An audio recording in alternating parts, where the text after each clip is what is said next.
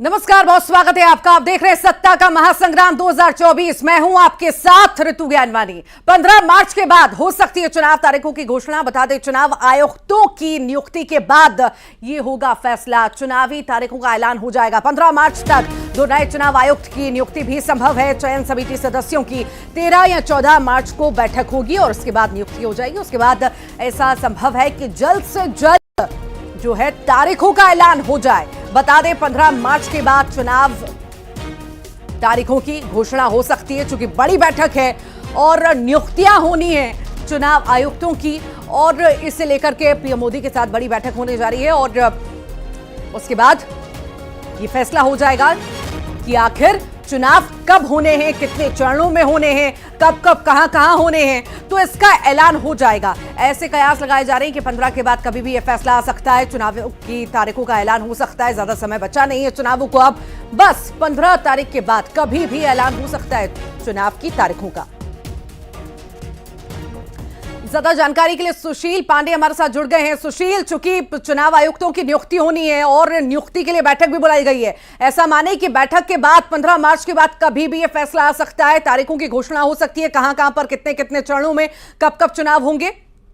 देखिए, निश्चित रूप से जिस तरह 15 मार्च से पहले एक चुनाव आयुक्तों की नियुक्ति को लेकर प्रधानमंत्री एक बड़ी बैठक करने वाले हैं, जिसमें फिलहाल चयन समिति के सदस्यों की जो बैठक होगी, उस बैठक में 2 चुनाव आयुक्तों की नियुक्ति पर मोहर लगनी है। हालांकि इस पूरी बैठक में प्रधानमंत्री, विपक्ष के नेता और एक फिलहाल संसदीय कार्य मंत्री भी इसमें शामिल होंगे। हालांकि ये माना जाता है कि कानून मंत्री अर्जुन राम मेघवाल फिलहाल इस पूरी नियुक्ति में शामिल होंगे। उसके बाद इस पूरे मामले में नियुक्ति पूरी कर ली जाएगी, लेकिन ये माना जा रहा है कि जब तक चुनाव आयुक्तों की नियुक्ति पर मोहर नहीं लगती है, तब तक लोकसभा चुनाव की तारीखों का ऐलान नहीं किया जाएगा। आरोप गोयल के इस्तीफा देने के बाद फिलहाल राजीव गुप्ता ही एक अकेले मुख्य चुनाव आयुक्त बचे हैं। इससे पहले अनूप चंद्र पांडे जो चुनाव आयुक्त थे, उनका कार्यकाल 14 फरवरी को पूरा हो चुका है। ऐसे में एक ही चुनाव आयुक्त अभी लोकसभा में है। चुनाव आयुक्त फिलहाल चुनाव आयोग में है, तो ऐसे में माना जा रहा है कि 2 चुनाव आयुक्तों की नियुक्ति के बाद ही लोकसभा चुनाव के तारीखों का ऐलान किया जाएगा। ठीक सुशील, बहुत बहुत शुक्रिया फिलहाल जानकारी को साझा करने के लिए। और चलिए आगे बढ़ेंगे, विदिशा से बड़ी खबर का जिक्र कर लेते हैं। यहां पुलिस पर मारपीट के आरोप लगे। दरअसल रिपोर्ट दर्ज कराने आए लोगों के साथ मारपीट हुई है। मारपीट और गाली गलौज का आरोप लगाया जा रहा है। मारपीट और गाली गलौज का वीडियो भी सामने आया।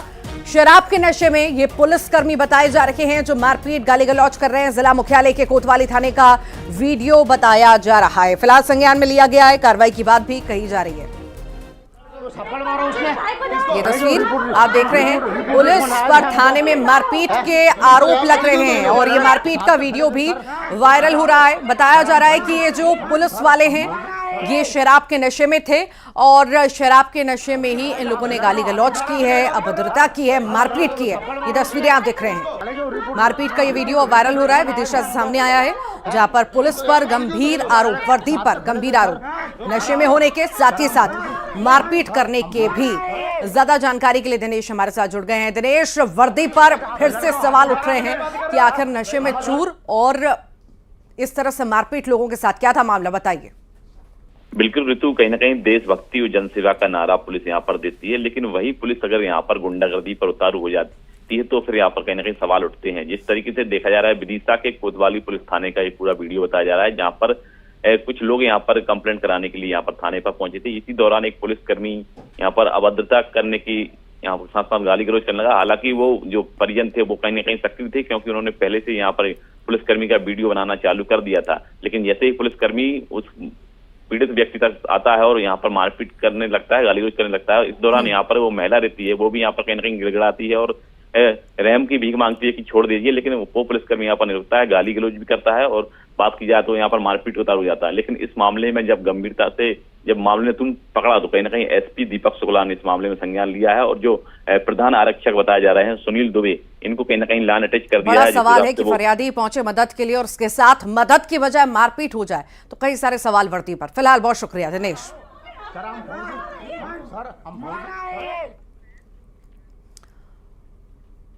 और चलिए अब जिक्र सूरजपुर का। हाथी ने 2 बुजुर्ग को कुचल दिया है। एक महिला समेत 2 बुजुर्गों की मौके पर मौत हो गई। दल से बिछड़ करके ग्रामीण इलाके में यह हाथी उत्पात लगातार मचा रहा है। बुजुर्ग के घर को भी ध्वस्त कर दिया। प्रतापपुर वन परिक्षेत्र के दरहोरा की यह घटना इस वक्त हम आपको बता रहे हैं, जहां पर हाथी के हमले में मौत हुई है। दल से बिछड़कर ग्रामीण इलाके में ये हाथी पहुंचा है और लगातार उत्पात मचा रहा है। बुजुर्ग पर हमला और दर्दनाक मौत। तो 2 लोगों की मौत हुई है। एक महिला समेत बुजुर्ग की मौत होना बताई जा रही है। हाथी ने हमला कर दिया, कुचल दिया एक महिला और बुजुर्ग को, और दर्दनाक मौत दोनों की हो गई। ज्यादा जानकारी के लिए तरुण रॉय हमारे साथ जुड़ गए हैं। वरुण हमारे साथ जुड़ गए हैं। वरुण, हाथियों का उत्पात आए दिन हम देख रहे हैं ग्रामीण इलाकों में, और एक बार फिर से तस्वीर सामने आई है। आखिर समय रहते रेस्क्यू क्यों नहीं किया जाता? क्यों इस तरह से भारी पड़ता है वहां के लोगों पर? जी बिल्कुल, देखिए जिस तरह से ये 2 हाथी जो है दल से बिछड़कर बीते 3 दिनों से इलाके में विचरण कर रहे हैं, लेकिन इन पर नजर नहीं रखना ही ये बहुत बड़ा हादसा का कारण है कि जहां बीती रात दोनों हाथी दरहोरा गांव में दस्तक दिए, और जो ये दोनों महिला और पुरुष जो बुजुर्ग हैं वो दंपति हैं, एक साथ ही रहते थे, और जब घर को तोड़ा जा रहा था हाथियों के द्वारा तभी किसी तरह से जान बचाकर भाग रहे थे, और उसके बाद दोनों हाथियों ने ही दोनों को कुचल कर मार दिया। तो ऐसे में बड़ा सवाल उठता है कि वन विभाग की निगरानी जो हाथियों पे होने चाहिए थे, उन्हें दल तक पहुंचाने की जो जिम्मेदारी थी वो कहीं ना कहीं नाकाम नजर आई। कि हादसा होने का पूरा वजह यही है। फिलहाल जो है वन अमला और पुलिस जो है, स्थानीय पुलिस वो पहुंच जांच विवेचना में जुटी हुई है। ठीक, फिलहाल बहुत शुक्रिया Varun.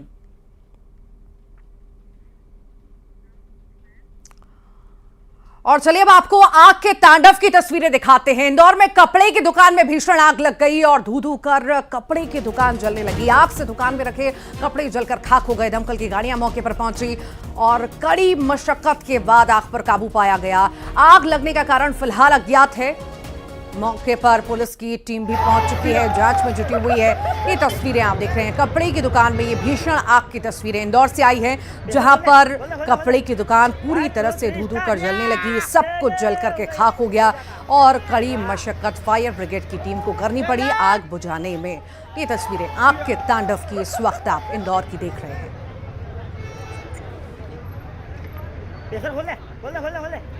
One, two, three, start.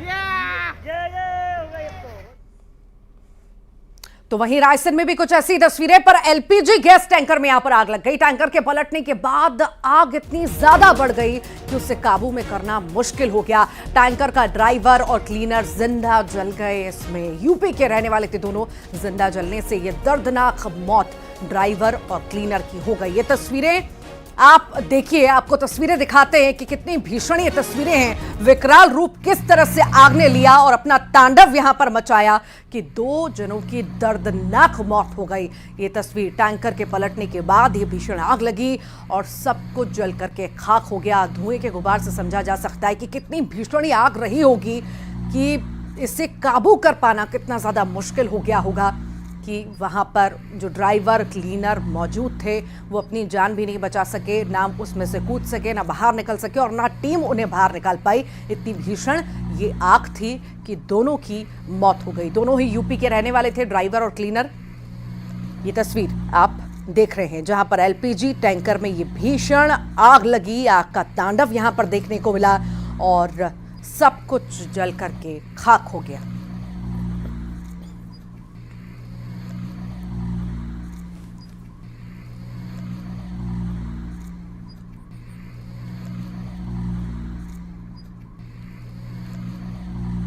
Raisen की तस्वीरें इस वक्त आप देख रहे हैं। टैंकर के पलटने के बाद ही आग लगी। देखते देखते आग ने विकराल रूप लिया, जल करके सब खाक हुआ। साथ ही साथ ड्राइवर क्लीनर की भी मौके पर मौत हो गई।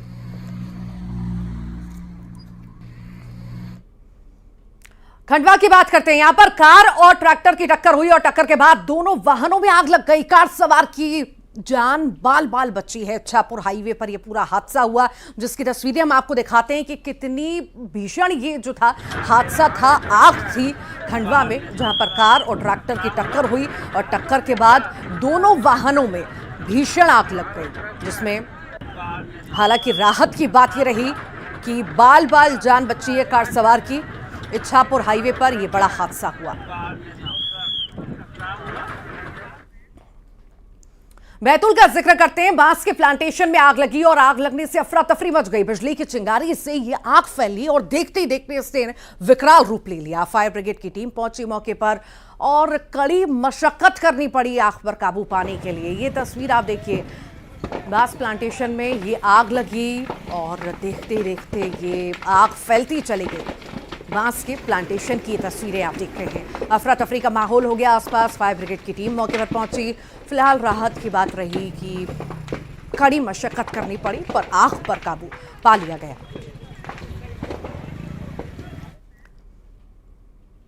दुर्ग का जिक्र करते हैं। युवक की कुल्हाड़ी मारकर हत्या कर दी गई। पड़ोसी ने ही इस पूरी घटना को अंजाम दिया। पुलिस ने आरोपी को फिलहाल गिरफ्तार कर लिया है। उतई थाना क्षेत्र के महाकला की ये पूरी घटना है। महाकला की घटना है जहां पर ये पूरा घटनाक्रम हुआ है। हालांकि किस विवाद की वजह से हुआ ये अभी सामने नहीं आ पाया है।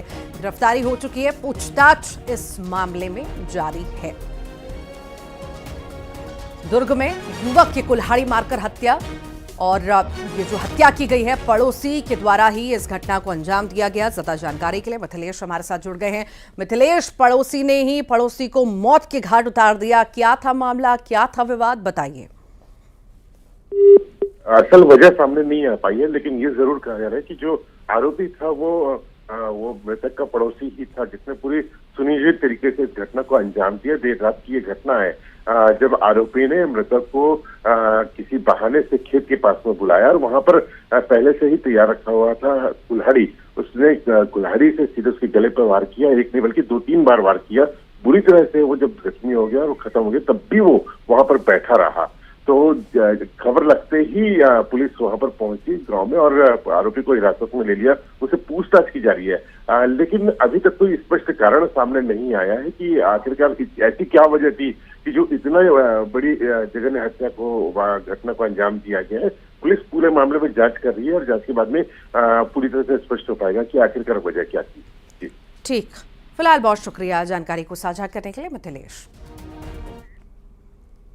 और चलिए अब जिक्र करते हैं जूनियर डॉक्टर्स की हड़ताल का। तो फिर से राह पर आ चुके हैं, हड़ताल की राह पर ये जूनियर डॉक्टर्स आ चुके हैं। आज से हड़ताल पर जा सकते हैं जूनियर डॉक्टर्स। ये भी बता दें कि स्टाइपेंड बढ़ाने की मांग को लेकर इनके द्वारा ये हड़ताल करने की चेतावनी दी गई है। हड़ताल की चेतावनी इसीलिए दी गई है क्योंकि पिछले 1 साल से इनकी स्टाइपेंड में वृद्धि नहीं हुई है। इसी की वजह से ये परेशान हैं।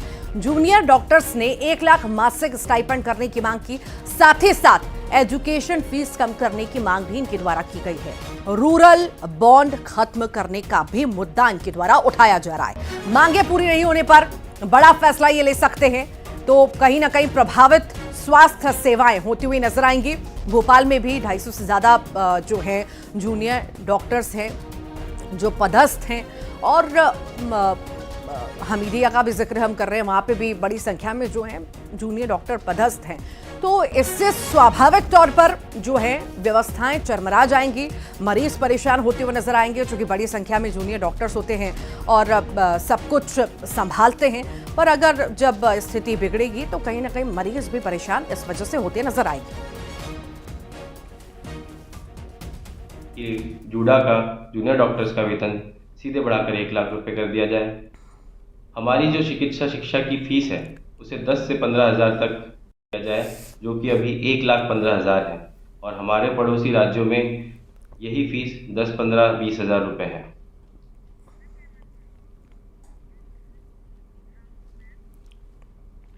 इंदौर में भीषण सड़क हादसा हुआ, इसका जिक्र करते हैं, जहां पर कार पर लोडेड ट्रक गिर गया और एक महिला की मौत हो गई। 6 की हालत गंभीर है। व्यापारी सहित 7 लोग कार में फंसे रहे। कार को काटकर घायलों को बाहर निकाला गया।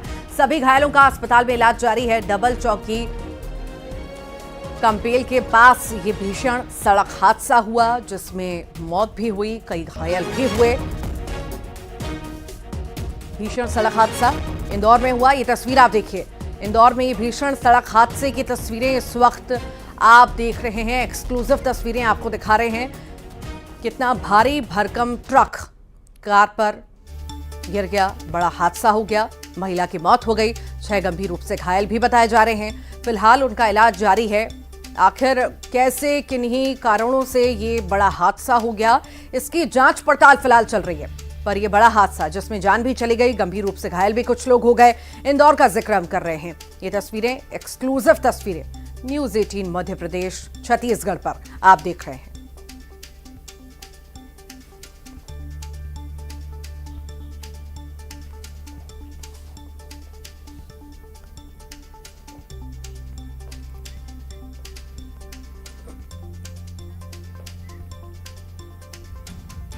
देश भर की 1092 ड्रोन दीदियां अपना जौहर दिखाने को बेताब हैं। ग्रामीण इलाकों से सिलेक्ट महिलाओं को ड्रोन उड़ाने की ट्रेनिंग दी गई। पीएम नरेंद्र मोदी के साथ आज ये महिलाएं ड्रोन उड़ाएंगी। पीएम कुछ दीदियों से बातचीत भी करेंगे। देखिए।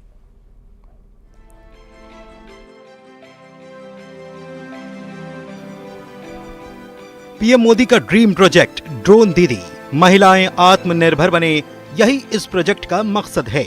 पीएम मोदी के निर्देश पर देश भर से 1092 महिलाओं को ड्रोन उड़ाने के लिए प्रशिक्षण दिया गया। अब ये महिलाएं ड्रोन उड़ाना जानती हैं। पीएम के सामने अपनी प्रतिभा भी दिखाएंगी। भोपाल की 102 महिलाएं भी इसमें शामिल होंगी, जो अब ड्रोन दीदी बन चुकी हैं। मध्य प्रदेश के विभिन्न जिलों से 102 ड्रोन दीदी आई हुई हैं। 11 तारीख को 10 बजे सुबह माननीय प्रधानमंत्री मोदी जी इसका वर्चुअल माध्यम से इनॉग्रेट करेंगे और हमारी जो दीदी आई है उनको हम सर्टिफिकेट और ड्रोन्स वितरित करेंगे।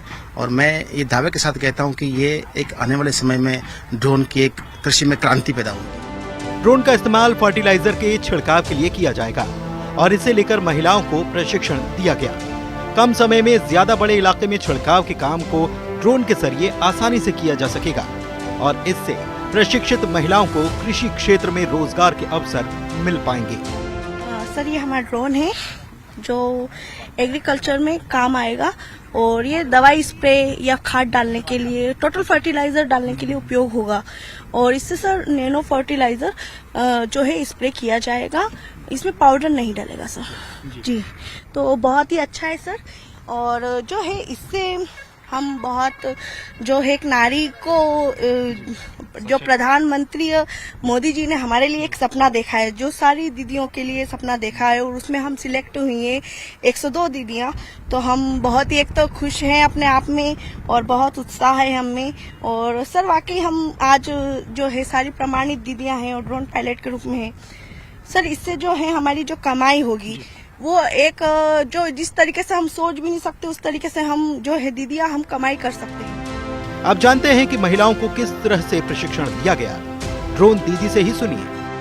चयन हुआ था ट्रेनिंग लेने के लिए, तो फिर ग्वालियर में हम लोगों की ट्रेनिंग हुई। वहाँ पे 15 दिन की ट्रेनिंग हुई थी। उसमें मतलब स्टार्टिंग के 2 दिन हम लोग की थ्योरी क्लास लगती है, फिर उसके बाद एक टेस्ट होता है। जो टेस्ट क्लियर कर लेता है उसके बाद उसको प्रैक्टिकल मतलब उसमें कंप्यूटर के द्वारा करवाया जाता है। क्योंकि ड्रोन ये बड़ी चीज है, अगर कोई बिना प्रैक्टिस के सीधे ग्राउंड में उतार दें तो फिर क्रैश भी हो सकते हैं। तो उसके पहले उस सॉफ्टवेयर में ट्रेनिंग करवाई गई, उसमें जब अच्छे से लोग परफेक्ट हो गए उसके बाद उनको ग्राउंड में उतारा। ड्रोन दीदी प्रोजेक्ट एक ऐसा प्रोजेक्ट है जो महिलाओं के लिए आर्थिक आजादी का रास्ता बनेगा।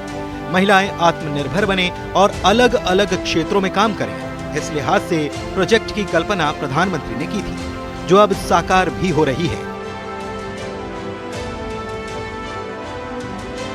प्रशांत कटारे, न्यूज 18 भोपाल।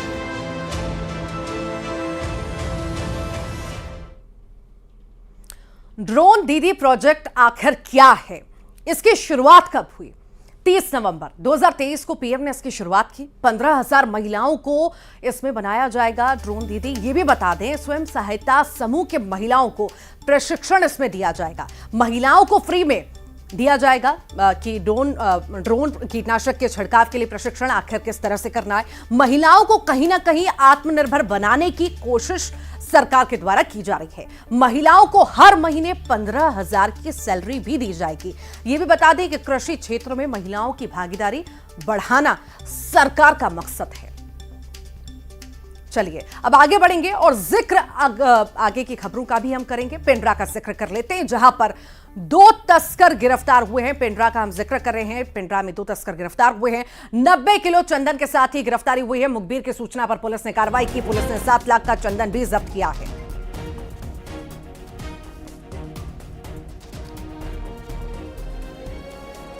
तो 7 लाख का चंदन जब्त किया गया है। पूरे मामले में पूछताछ जारी है। साथ ही साथ तस्कर भी गिरफ्तार हुए हैं। 2 तस्कर गिरफ्तार हुए हैं जिनसे पूछताछ अब पूरे ही मामले में होगी।